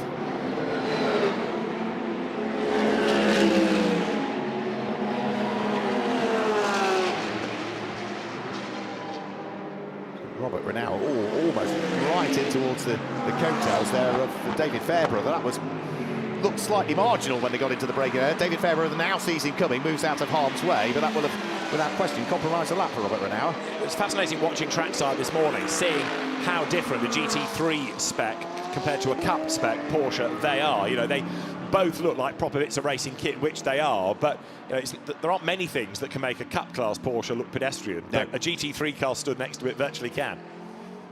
And those 911 GT Cups, very, very rapid indeed. Having their own inter-Nissan battle. Right, there is the next one in the pit lane. And what are we off? 1 minute and 3/4 now from the checkered flag. Oddly, improvements towards the end of this, not as prevalent as they were in the earlier 2 segments. No, I think that probably the largest improvement that we picked up on was the fact that we've had that change for first place in Pro-Am in reality, haven't we? We had a little bit of shuffling above those, but largely it was, the Inception Racing number 7 McLaren managing to pip the 33 Kessel Racing Ferrari to potentially GT3 Pro-Am pole at this stage, as they were fighting over 9th and 10th position on an average times. There's less than a 10th of a second between those 2 cars now. So they're getting out of the way is the Mercedes 89. Lets the Porsche go through. So the Mercedes heading for the pits because it's on an in-lap. No point in getting in the way. The Porsche has just had its lap taken off it anyway. for going wide at turn 3, and also so has Chris Froggatt, number 93, McLaren. So again, if the teams are on their toes, they'll see the information, they'll relay to the driver, he can abort this lap because it's not going to count, and then they can save the rubber and go again. But equally, now you need to get to the timing line before the clock hits 0. So for some, you might still have to push, even if this lap isn't going to count for anything. You've got to get through to have another go. Yeah, and there's only, what, 25 seconds in which to do that now, so should be good to go. Alex, sorry, I was going to say Alex Arca has just lost another lap time. So is Jules Gounon, in fact, here. But Alex Arca, who I think was in strife with track limits and things back in January, that car is still only 30th out of the 34.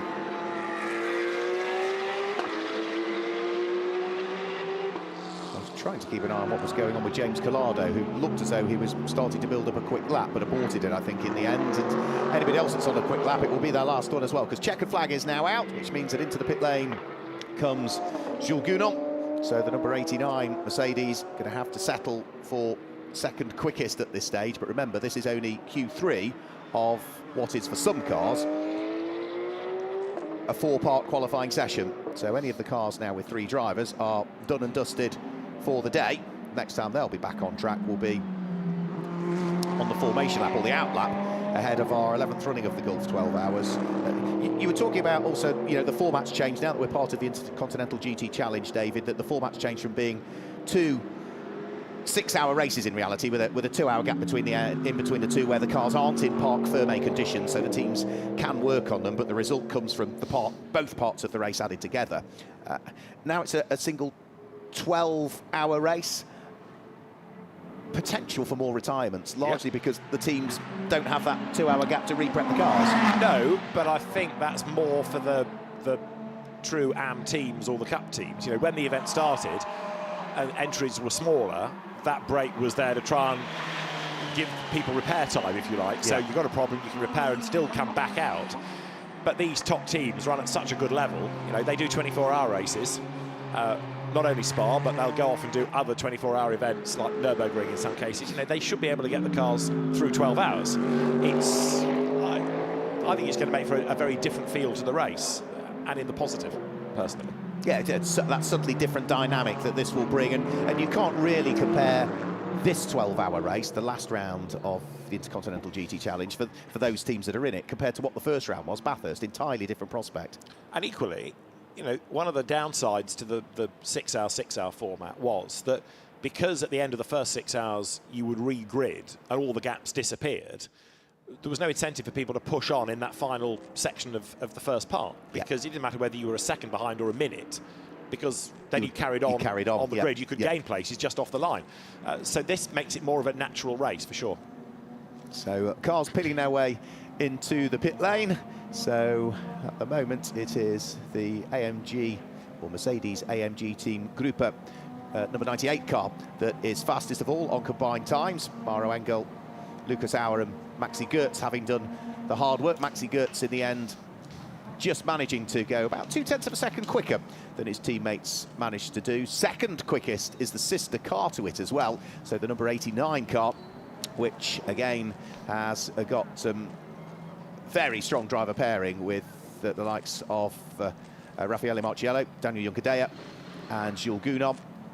And third quickest is the leading Audi, so that's the number 66 Audi. Fourth quickest is Ferrari, fifth quickest another Ferrari, sixth quickest is back to Mercedes, the number 77 car, and then it is Audi in 7th and 8th place, McLaren in 9th, and Ferrari completing the top 10. So again, all of the manufacturers largely represented in there. As you alluded to earlier, shame we don't have a Pro Class McLaren. We've got them in Pro-Am. Shame we don't have a Pro Class Porsche as well.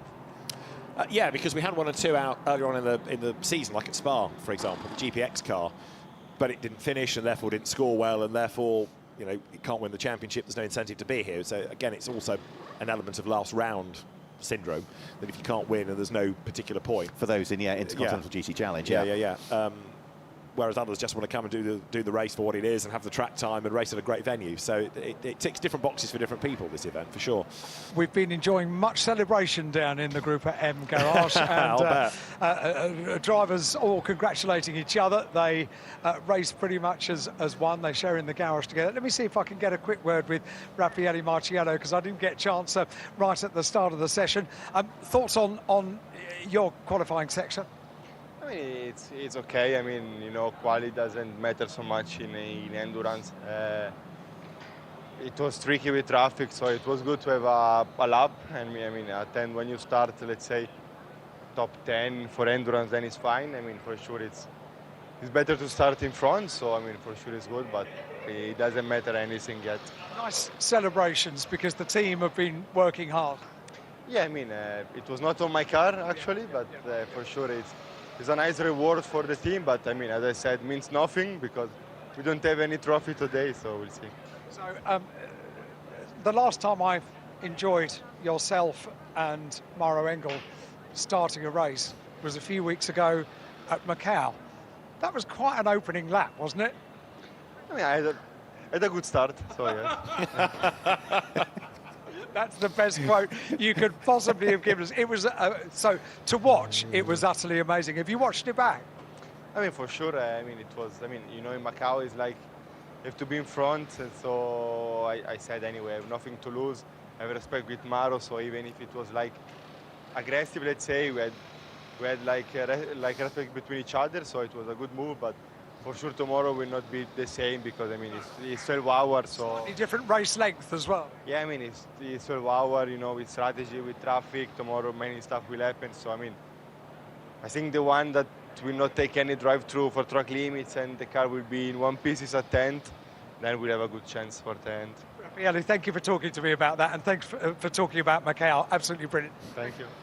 Very good. Well, I had to ask, didn't I? I had to ask. Absolutely. He is the most laid back of Italians, isn't he? Isn't he just? He's absolutely wonderful. I was just saying to someone, a friend of mine down here in the pit lane, that of the 6 drivers that are down here in these 2 garages, 89 and 98, they're all so friendly and so nice to talk to and so at the top of their game.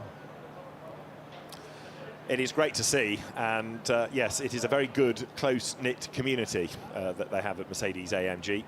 Right, one more part of qualifying still to go. And that will sort out the grid for us then, won't it? So less cars out this time through, so only the cars that have 4 drivers in will be out in this session. So what we have, 1, 2, 3, 4, 5, 6, 7, 8, 9, 10, 11, is it, will be out in this session rather than the 34. So that provides a lot clearer track, a lot more, you could argue, opportunity for these teams to see whether they can shuffle the order, and for certainly those that are in Pro-Am, as you suggested, now the Pro's going to get behind the wheel. That should improve the average time. We might get a bit more of that shuffle. Possibly so, yes. It's going to be an interesting one, this, for sure. A possibly calmer track, but some good lap times. And, I mean, for all that we're talking here about the level of competition in qualifying, as soon as they get through turn 1 tomorrow morning, and 12 hours are ahead of them, the order's completely different anyway. But, yeah, I mean, you want to be, hopefully, up at the front, away from trouble, that's for sure, on that first couple of corners. Yeah, because, you know, whilst we're saying it, in reality, with the way the regulations are written and the number of pit stops, the mandatory pit stops that they have to carry out, you know, it's 11 separate sprint races that we're going to be looking at across the 12 hours, but you've still got to approach it with that endurance racing mindset. It's not 11 sprint races, it's also one single 12-hour race. You've got to keep your nose clean. You can't afford to get tangled up in the early stages. No, and, you know, you made the point with how few safety car periods we had back in January. I know it was a smaller entry, but one of the elements of this circuit as a modern-day Formula 1 venue with all the access roads and the interlink roads and so forth, you know, it's relatively straightforward to recover an incident, and therefore interruptions should not be that numerous. Well, we are getting the cars, because the fast lane is open, down towards the end of the pit lane, ready to go back out. And Q4, 15 minutes, will be underway very shortly. Yeah, we've also had some some pretty large grids where we have, again, had very few safety car periods. Just looking back through, you know, we're talking about one safety car period here when we were here also for the 2016 iteration of this event. Single safety car period across the 2 6-hour parts. It was exactly the same in 2014 and 2013 in the 2 races that we had, sort of 2012-2013 championship season. So we've done it before. Most ever safety car periods we've had. 2019, we had 2 in part 1 of the race, but we had 5 in part 2 of the race. So 7 safety car periods over the course of 2019. However, 2013, there were 8. 6 in the first part, 2 in the second. Okay. So there's been a mixture. It's either been, yeah, sort of 6 or 7 or 8 or hardly any. Nothing in between. Well, watch this space. So the pit lane will go live shortly. At the end of qualifying, depending on whether you are a football fan or not, drivers either head for the Parc Fermé dinner, some of which, an introduction at least, will be shown live from the event, but others are off to their hotel to watch the football. There's a huge English-speaking contingent with a place reserved to go and watch the soccer. But again, the Parc Fermé dinner, as the green flag is now shown at the pit outline, is all part of that social element of the event for good relations with teams, with the event, and more of that to come in January. That Pro-Am 1000 in Bahrain, which interest is building nicely, I think promises to be a really good event, not only because it's somewhere different. I know they've been once, but it's somewhere relatively different for many of the drivers and for the event itself, but also, again, it puts the emphasis on the AM. Build your grid from the back has always been a good adage in GT racing. Yeah, absolutely, yeah, and plenty of track time for them there, as they get here as well, with all of the testing that was taking place yesterday, with the free practice that's been taking place over the course of today, and of course, albeit short qualifying period, but then a 12-hour race, so plenty of seat time for the amateur drivers to enjoy. But yeah, Bahrain is something subtly different for them. So starting to work their way out onto circuit now. We see the 11 cars that should be taking part in this session. So the number 7 in section racing, Attempto prepared McLaren, making its way out onto track, ready to try and knock up another lap. The number 61 Ferrari is out in the hands of Jean-Claude Sarda. We've got the number 91 Baron Ferrari out, Daniele Diamato. Giorgio Senegiotti is out at the wheel of the 52 that we're looking at. Stefano Constantini will jump on board the number 55 Ferrari, and Manuela Gosner will be on board the number 58 car as well. So that's just a few that are out there. As for the Cup cars, well, Marco Casera will jump on board the 49 Porsche that we were looking at briefly, and Stephen Licorice, who's been a podium finisher and a winner here before in the Cup class, is on board the number 96 Porsche. Dubai resident, but busy UK racer. Alan is enjoying himself in the pit lane by the sound of it. You can hear him giggling. You did? You were allowed to giggle? No, I'm really sorry. What had you seen? No, I was to a famous motorsport. Oh, him again. And I was really giggling so much, I switched my microphone on. I do apologise. Bless. Right, we have the pit lane emptying. Number 93, McLaren. Eddie Cheever, the third, at the wheel of it. And super sub from January, when he came to do some driver coaching in the Ferrari race, and because he had his crash helmet with him, suddenly found himself driving in the 12 hours. Yeah, very quick driver as well is Eddie Cheever. We've seen him do great things on both sides of the Atlantic, whether it be racing here in Europe or over in the States as well. I was asking him yesterday, is he heading out to Daytona to do the 24-hour this year? He said, I'm out there. He's a spotter this year. He's not competing, so he's taking on a different duty at the Daytona 24-hour, which of course is only a month away now, isn't it? Indeed so. Right, 55 Ferrari. Stefano Costantini at the wheel of it, who was part of the AF Corsa Pro-Am effort in Fanatec GT Endurance Cup this season gone. Former Ferrari champion, so a very quick driver again in Ferraris is Stefano Costantini. We'd seen, I think, the Porsche, hadn't we, of Marco Casera go out, and 52, which is Giorgio Sanaggiotto, has lost a lap time for exceeding track limits at turn 1. So first corner of the lap, boom, the rest of the lap is wasted. Yeah, not what you want, is it, really? Come the race, just to make the point, that the first transgression is noted, The second one is, whoops, as a big wobble occurs there for Costantini. The second one is a warning. You get to fourth, your fourth strike is a penalty.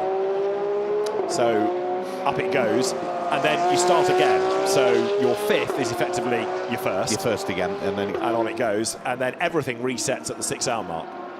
Right. Okay. So whatever you've got at that point disappears, and you. And in terms of the penalty, is that time penalty or is that drive-through and then becomes stop-go? It's time, and I asked the stewards what you do if, for example, you are looking at a driver with his fourth strike, if you like. It's down to their discretion. Right. So, you know, if it's a constant offender, it might be a drive-through, but normally it would be a 5-second penalty at the next pit stop. But if the car is regularly offending, then something's got to be done. So it's at the steward's discretion as to how lenient or otherwise they wish to be. So Costantini, having had a bit of a wiggly moment on the previous lap, looks slightly neater and tidier as he weaved his way through turns 2, 3 and 4 and in towards the hairpin at turn number 5. It's nice to see a Ferrari in something other than just red, isn't it? It is actually. I was looking at that, and that's the car that Laurent Demise shares with Jamie Stanley as well, isn't it? So yeah, very different livery on the Ferrari. As you say, you know, they all largely tend to be, understandably, red, all based around with the Italian tricolore stripe down the centre. So it's more, it's not, but it looks more stars and stripes, almost. It does. It is the fastest in this session, 1:54.524. There is number 61 then, which is now Jean-Claude Sarder at the wheel of it, another of the AM class Ferraris. I know there are fewer cars, but the whole session just feels different, doesn't it? Now it feels almost more leisurely. It's not, because people are still pressing on, but with fewer cars on the racetrack, it doesn't have quite the same amount of urgency. No, Jean-Claude Sarder pushing on hard at the wheel of the number 61 car. He's largely done most of his racing on the other side of the Atlantic and was a champion in the Ferrari North US Series in Copa-Shell in 2015. He was the GT World Challenge US champion in the AM category back in 2021. I'm not sure, have we seen him at the Gulf Tower before? We have. I thought we had in January, yeah. The name rang a bell. So, looking at the sector times from Jean-Claude Sarder, of course improving because he's on his early stage flying laps, but I'm not sure that it's going to shuffle the car too much up through the order. Eddie Cheever's gone fastest in Q4, 1:51.660, and is now 12 on the average. So it's another Pro-Am car.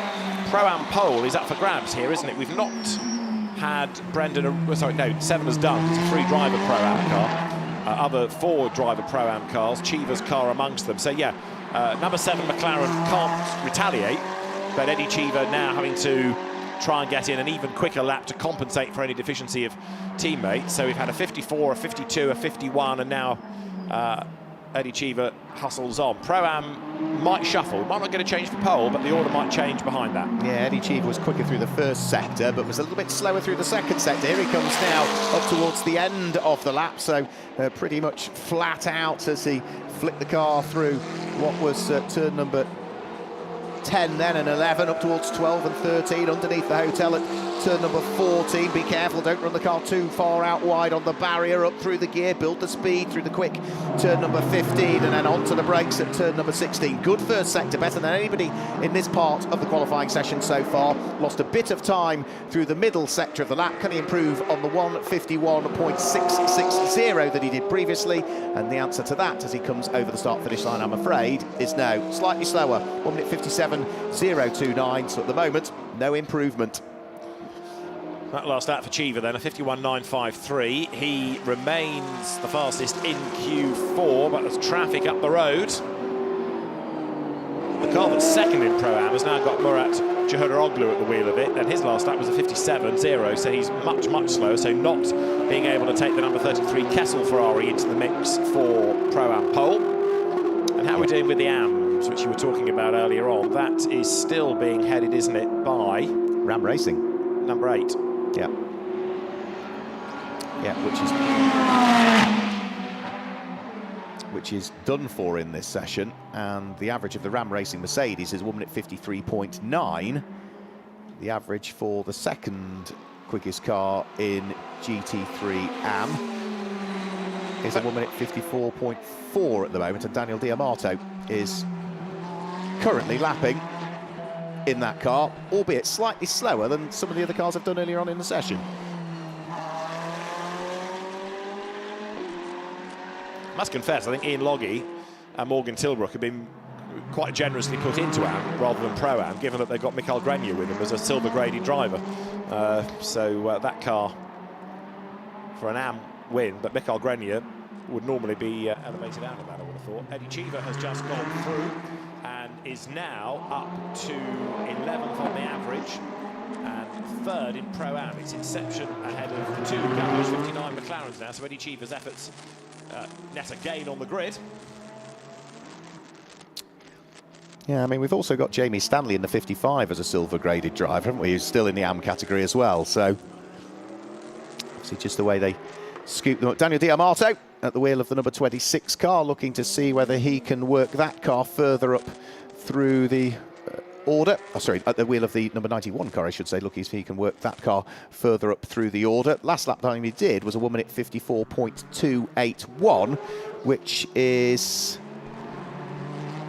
4.281 is the second quickest driver so far, but for Daniel D'Amato, what do the sector times look like this time through? He is down in sector 1 and in sector 2, so doesn't look as though there's going to be any further improvement on this lap for the Team Baron number 91 Ferrari. Jamie Stanley, as you say, in that AM class as well. He's behind the wheel of 55 and pressing on, and Daniele D'Amato improves a 152.268 then as he goes over the line there in the Baron Ferrari. Yeah, down in sector 1, down in sector 2. He made it all up in sector 3. Good close of the lap for Daniel D'Amato, and that now does put him as the quickest driver in that car, and actually moves the Team Baron Ferrari. It's now second in the GT3 AM class, and on average times, if he can find another 4/100ths of a second, it would potentially take up pole in the GT3 AM class away from the Ram Racing Mercedes. So Daniel D'Amato has got very little choice but to keep pressing on, and he's got time in which to do it as well, David, because there's still just under 4 minutes of the session to go. Yeah, it's worth persevering, isn't it? And as others perhaps think about pitting early, finishing the session early, then there is still the opportunity to, on a clearer road, have that lap time. And we've just got through Mahat Chiroglu. Eddie Cheever's last lap was a slow one, a 2:12. So yeah, this now sorts out effectively the 5th row and back, doesn't it, of those that have a 4th driver. Yeah, so again, as per the previous lap for Daniel D'Amato, slower than he's previously gone through sector 1, slower than he's previously gone through sector 2. It all needs to come in sector 3 if he wants to just try and chip away at that small deficit that he's trying to make up at this stage. So he's heading in towards the final few corners of the lap. Sector 3 was what did it for him last time, where he was just able to find that very, very small improvement. There goes through Jean-Claude Sarda at the wheel of the number 61 at AF Course Ferrari. And already now we're starting to get lap times being disallowed. Number 55 disallowed. Jamie Stanley, yeah, gone beyond the circuit limits. He just got up to 28th, but little good will it do him, I fear. So 2 minutes and change on the clock. Another good livery on a Ferrari, isn't it? The AF Course of Jean-Claude Sarda, car number 61, that is shared with the Pret father and sons, Philippe and fashion head Louis, and Conrad Grunewald, who was a class winner in GT World Challenge America last season. So up towards the line comes Jean-Claude Sarda, up towards the timing line, former Ferrari North America champion. And as he breaks the beam, what does that lap do for him? Keeps the car 23rd on the combined average times. So he's going to get 1 more lap out of it, maybe even 2. In some cases, of course, where you're talking about AMs like this, it's as much track time as a qualifying time, because for the sake of 1 place on the grid, you might not be achieving much, but actually keeping the car out there and giving the driver yet more mileage can be useful. Yeah, very much so, and even more so after the fact that there were some long delays yesterday truncated running in some of the test sessions, which meant that, yeah, maybe some drivers got the lion's share of the running yesterday and others sort of picked the short straw in reality, and every session that they went into was either curtailed or was delayed or didn't quite happen. So, yeah, maybe that could well be a very, very valid point there. So we're into the final as good as 60 seconds of this qualifying session now. So anybody heading over the start-finish line will squeeze one further one out. Jean-Claude Sarda still looking to press on. He should, if he nails this lap and does it at the kind of speed we're expecting, I think he might. There's a possibility, yeah, he could do another lap after this one. He'd get over the start-finish line with just seconds to spare if he sticks with it on this lap. So he heads towards the line. We've got 35 seconds of the session to go. Heads up towards the beam. So Sarda, if he wants to, could go again, but we'll see whether he heads for the pit lane. That's the section we were talking about for underneath the hotel, where there is very, very little runoff area. That's what makes it feel like a street circuit. And under the floodlights, there's a great atmosphere around there as well. The cars go in front of the hotel, lots of people sitting outside watching the cars, drink in hand. And over the timing line, they staying out. Jean-Claude Sarda's lap is a 1:57.462. And he did get over the start-finish line before the checkered flag, so he can go again if he wishes to. But the clock has now ticked to 0, so he will pretty much be the last car to take the checkered flag. Murat Chahdaroglu comes through at the wheel of the 33 Ferrari and cannot improve his time. Somewhat slower than the rest of the drivers in that car, actually. He's about 3 seconds off the pace of the others in that car, so still a chunk to find, but he still might be feeling slightly second-hand after his incident yesterday, because it was a fairly big lick, wasn't it, for Murat Chahdaroglu when he went off? Yes, and as you said earlier, delayed things while they repaired the barriers as much as put a fire out and moved the damaged car. So to remember, it was a Kessel Ferrari that was in strife back in January. So the flag is out. The grid is barring any penalties. Formed and a spin there for Marco Casarat in the Porsche. That's down at the 6-7 chicane. Last few cars then to take the checkered flag, but yeah, after all the drama to shape the front of the grid, a much calmer Q4, but it's been an interesting hour and a bit of qualifying. It's been, yeah, intriguing. I thought Mercedes might have the pace. They might just have the edge in terms of qualifying pace. Well, that has proved to be the case. It's going to be an all-Mercedes front row of the grid come the start of the 11th edition of the Gulf 12 Hours taking place here tomorrow. But 12 hours of running, anything could happen. Lots of twists in the tails, and we simply do not know. We've seen no single manufacturer dominate over the course of the last 4 years. So Jean-Claude Sarda is just about to head underneath the hotel for the final time. So turn number 14, he will be working his way through now, up towards the very fast right-hander at turn number 15, the recovering Porsche after its spin behind him on the road, but we know full well that that is not going to account for a great deal of lap time for that car after its spin.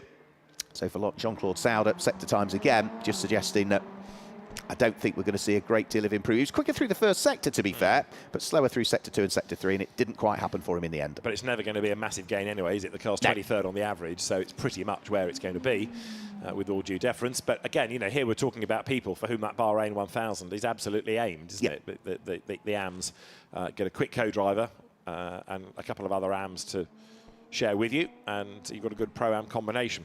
Right, so the SRO technical team getting the cars into Parc Fermé for the top 3 in the classes. The scrutineering handled by SRO, which means that Claude Sermont, who is the master of the BOP, is on hand along with his technical team to make sure the cars comply to all of the regulations. There down the pit road comes Murat Chahdaroglu, who in the end, that number 33 Ferrari, fell quite a long way down the order, didn't it? So it is 18th on the grid, having been better placed early on. Yeah, it was leading the Pro-Am class, wasn't it, in the early stages of qualifying, but yeah, will ultimately start way down through the order. And his lap time is something like 4.8 seconds off the car's best. So again, you take that into account on the average. It's all going to come unravelled, isn't it? Yeah. But the fact that the car is on the grid is a very good thing. Aluminium Company Director Murat Chahdaroglu, Turkish driver, ready to get out of the car there. Being pushed up the pit lane is the number 92 Porsche. Yep, so all of the rest of the cars then just being pushed down in towards the Parc Fermé area as the sun set many hours ago here at Yas Marina, but we'll look forward to the sun rising tomorrow, David, on our first ever 12-hour non-stop race in the Gulf 12 Hours. Can't wait. I mean, it's a great grid. It's a great entry. There's a championship on the line, although it is pretty much something's got to go very badly wrong for the championship leaders not to win it. But even so, there's that to keep a focus on during the race as well, plus all the different class battles. So there's a lot to look forward to, and a 12-hour race. I know there's the Bathurst 12 hours, but there aren't that many of them. We have different race lengths. Yeah, we've got 24 hours at Spa. We have 8 hours at Indy, 9 at Kyle Army, and so forth. But for the first time, a 12-hour continuous race here. We keep talking about how the dynamic is going to change with it being effectively 11 one-hour sprint races. It really is going to be fascinating, absolutely. And how the teams divvy up the driving rotation, whether it's single stints because of the temperature, whether they can afford to double stint, whether they're going to keep some drivers in reserve for the end. Yeah, there's an awful lot to keep us guessing. And at the venue that we're doing it as well, that there's lots of manufactured circuits, and this is a circuit that has been created. It's a Tilke circuit, but it's got a good feel to it. It's a nice part of the world for the final big sports car race of the year, and that's what attracts the people as well. It's a very unique venue, isn't it? It is, and again, both driving force events for this and for the Bahrain 1000, the Pro-Am 1000, what SRO for the Endurance Cup tried to do is go to Formula One venues because it's where drivers want to race. They see these amazing places on television and they would like to go and race there. They don't want to be at club racing venues. And, this is exactly the kind of circuit that appeals with great hotels. There's a good tourism element as well for families if they want to come, and the weather is good. It ticks so many boxes for the pros and for the AMs particularly. And it's a relaxed atmosphere, and we'll be going to the paddock dinner, which will be streamed live on Facebook as well, very, very briefly as well. So we're done for the day, David. Yeah, on track there's going to be Pirelli activity very shortly, but qualifying is done, a provisional grid is sorted, and we look forward to the Gulf 12 hours tomorrow. But for now, from Alan Hyde and Mark Werrell and David Addison, for now, it is goodbye, and we look forward to what promises to be a fantastic race tomorrow with, as I say, a grid pretty much formed and all the drama to come for the 11th Gulf 12 hours and the final round of the Intercontinental GT Challenge. Fuel up. We'll see you tomorrow.